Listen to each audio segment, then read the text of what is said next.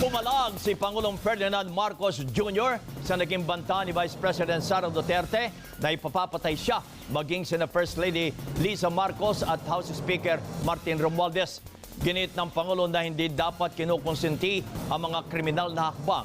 Maliban dito, binatikos din niya ang tangkang pagpigil ni Duterte sa dalawang sangay ng Kongreso na maungkat ang katotohanan.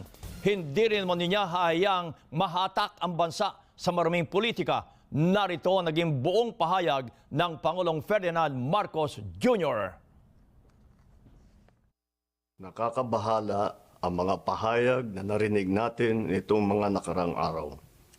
Nandyan ang walang pakundangang pagmumura at ang pagbabanta ng planong ipapatay ang ilan sa atin. Kung ganun na lang kadali ang pagplano sa pagpatay ng isang presidente, paano pa kaya ang mga pangkaraniwan na mamamayan? Yang ganyan